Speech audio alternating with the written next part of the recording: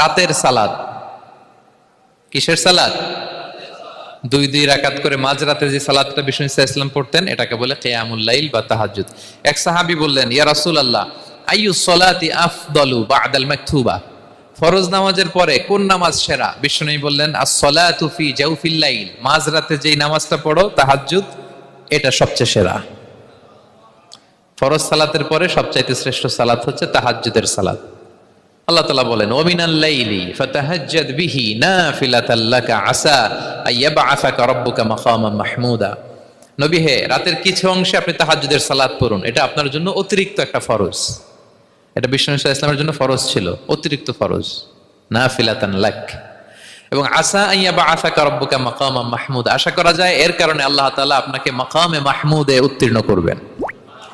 মাকামে মাহমুদ হচ্ছে এমন একটা স্পেশাল জায়গা, একটা মাকাম, যেই জায়গায় দাঁড়িয়ে বিষ্ণু ইসলাম আমাদের জন্য সুপারিশ করবেন। মাকামে মাহমুদে দাঁড়িয়ে বিষ্ণু ইসলাম আমাদের জন্য সুপারিশ করবেন। তাই আমরাও যারা তাহাজ্জুদের সালাত আদায় করবো, আমাদেরকে এরকম মাকামে মাহমুদ মানে সুউচ্চ মর্যাদার আসনে আল্লাহ তাআলা নিয়ে যাবেন। যারাই তাহাজ্জুদ পড়ে তাদের মর্যাদা বাড়িয়ে দেয় কে? এই নামাজটাকে আল্লাহ এত পছন্দ করেন কেন? এর কারণ, এটা এমন সময় পড়া হয় যে সময় দুনিয়ার সবাই ঘুমায়। দুনিয়ার সবাই কি করে? নিঝুম নিস্তব্ধ রাত, আপনি উঠে ওযু করে নামাজ পড়তেছেন, তখন আপনি ঘুমান না, আপনি তখন আল্লাহর রঙে রঙিন হতে চান, কারণ আল্লাহও ঘুমায় না।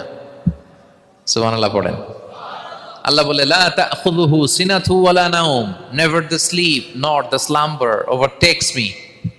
আমি আল্লাহর ঘুম তো আসে না, ঘুমের আগে যে তন্দ্রা আসে ওইটাও আসে না। আরবিতে স্বাভাবিক ঘুমকে বলে নাওম।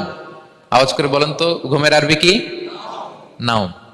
আর ঘুমের আগে যে একটা ডোজি ডোজি ভাব আসে, ঝিমুনি আসে, এটাকে বলে সিনা। এটার কি বলে? আল্লাহ বলে, লা তাখুযুহু সিনাতু ওয়ালা নাওম, আমি আল্লাহর ঘুম নাই, ঘুমের আগে যে তন্দ্রা আসে ওইটাও নাই। তা আপনি ওই টাইমে আল্লাহর রঙে রঙিন হতে চান, আল্লাহ ঘুমায় না, তো আপনিও ঘুমান না। ঘুমের আর একটা গভীর নাম আছে, ওটার নাম হচ্ছে হুজুদ। আওয়াজ করে বলেন তো, এটার নাম? ওটা মাঝরাতে, শেষ রাতে যে একটা গভীর ঘুম আসে, এটার বলে হুজুদ।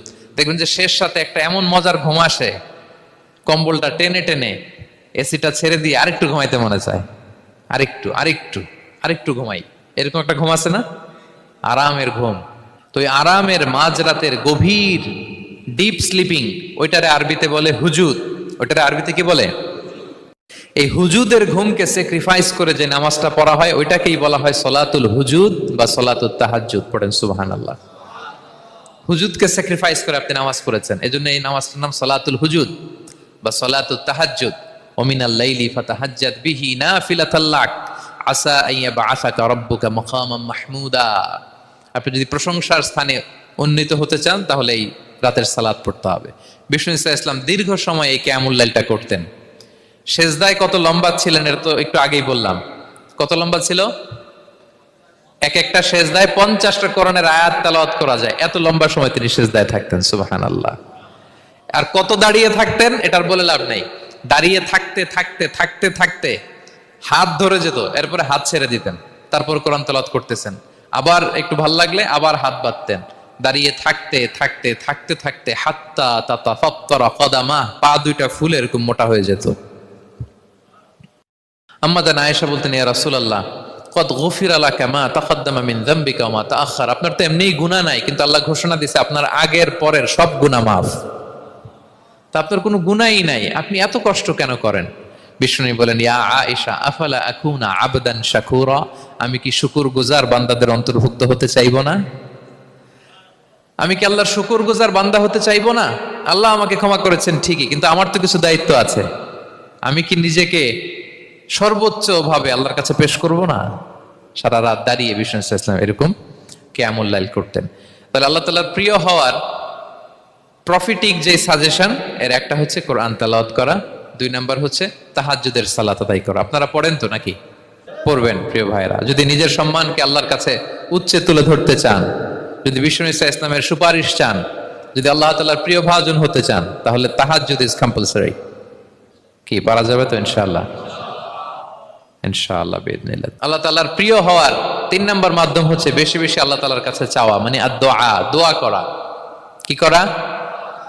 বিষ্ণু ইসলাম বলেন, আদ-দুআউ মুখুল ইবাদা। দোয়া হচ্ছে ইবাদতের নির্যাস। দোয়া কি? ইবাদতের নির্যাস। এবং আল্লাহর কাছে চাইলে আল্লাহ খুশি হয়, না চাইলে আল্লাহ বেজার হয়।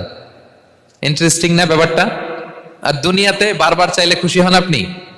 একটা বিষয় নিয়ে একজনের কাছে গেলাম, ভাই একটু বিপদে পড়ছি, একটু হেল্প করেন, করলো। এরপরের সপ্তাহে আবার গেলাম, ভাই আমার তো একটু সমস্যা, টাকা পয়সার, একটু হেল্প করেন। মুখ লজ্জায় ধরেন, আবারও করলো। এরপরের সপ্তাহে আবার গেলাম, ভাই বিপদে পড়ছি, একটু হেল্প করেন। এবার কেমন লাগবে বলেন তো? আচ্ছা গেল। এরপরের সপ্তাহে আবার, এবার কি করবে? দৌড়ানি দিবে লাঠি লয়া। ঠিক কিনা বলেন? তুমি মামুর বাড়ির আবদার পাইছো না, প্রতি সপ্তাহে সপ্তাহে বিপদে পড়ছি। তার মানে এই দুনিয়ার হাইসিয়াত হচ্ছে বারবার কারো কাছে কোনো ইস্যু নিয়ে যাওয়া যায় না, বারবার কোনো ব্যাপার নিয়ে কারো কাছে চাওয়া যায় না। চাইলে সে রাগ করে, অখুশি হয়। কিন্তু আল্লাহর কাছে এটা বিপরীত। বিষ্ণু বলেন, ইন্নাহু মানলাম ইয়াসআলিল্লাহা ইয়াগদাব আলাই। যে আল্লাহর কাছে বারবার বারবার চায় না, আল্লাহ তার উপর রাগান্বিত হয়ে যায়। আর বারবার বারবার বারবার তার কাছে চাইলে আল্লাহ তাআলা তার প্রতি খুশি হয়ে যায়। এজন্য আল্লাহ তাআলার কাছে চাইতে হবে প্রিয় ভাইয়েরা, চাইতে হবে, বিনয়ের সাথে চাইতে হবে, চোখের পানি ছেড়ে চাইতে হবে, একাগ্র চিত্তে চাইতে হবে, চাওয়ার মতো চাইতে হবে। চাওয়ার মতো চাইলে আল্লাহ দেয়। যারা চাইতে পারে আল্লাহর কাছে, তারা আল্লাহর কাছ থেকে নিয়ে ছাড়ে। দেখবেন যেই বাচ্চা কাঁদে বেশি, ওই বাচ্চাকে মা দুধ খাওয়ায় বেশি, ঠিক কিনা? আর যেটা কাঁদে টাদে না, ওইটা টেক কেয়ারও কম। যেই ফ্যামিলিতে অনেক বাচ্চা কাচ্চা, দেখবেন যেটা কাঁদে বেশি, ওইটা টেক কেয়ারও বেশি। তো আপনি যত চাইবেন, আল্লাহ তাআলা তত খুশি হয় আপনার প্রতি। কিভাবে চাবো? একাগ্র চিত্তে চাইতে হবে। আমরা অনেক সময় দোয়াও করি, আবার আরেক দিকে তাকায় আছি। এই যে দোয়া করতেছি, দেখেন, আল্লাহুম্মা আমিন, রব্বানা আতিনা ফিদ দুনিয়া হাসানা ওয়া ফিল আখিরাতি হাসানা। দোয়াও করতেছে, ইন্টেরিয়র ডিজাইনও দেখতেছে। এটা দোয়া হইছে? কথা বলেন না কেন? দোয়া হইছে? আবার দোয়াও করতেছে, দোকানের হিসাবও মিলাইতেছে, রব্বানা আতিনা ফিদ দুনিয়া। দোয়াও চলতেছে, আর দোকানের হিসাব কিতাব যা আছে, এরকম দোয়াও আছে না নাই? এটার একটা আমি নাম দিছি, এটারে আমি বলি রোবোটিক দোয়া। মানে রোবট, আপনি একটা সিস্টেম অন করে দিবেন, ওটা করতেছে, এটার কোনো প্রাণ নাই, ওটার মধ্যে কোনো অনুভূতি নাই, কোনো রিয়েলাইজেশন নাই। এই অনুভূতিহীন দোয়া আল্লাহ কবুল করেন না, আল্লাহ কবুল করেন না। আপনার দোয়ায় প্রাণ থাকতে হবে, এখানে আপনার ধ্যান থাকতে হবে, মন থাকতে হবে, আপনার আকুতি থাকতে হবে, চাওয়ার মতো আল্লাহর কাছে চাইতে হবে। কিভাবে চাবেন? বিনয়ের সাথে চাবেন। আর ইয়াকিন রাখবেন, আমার দোয়া আল্লাহ কবুল করবেই।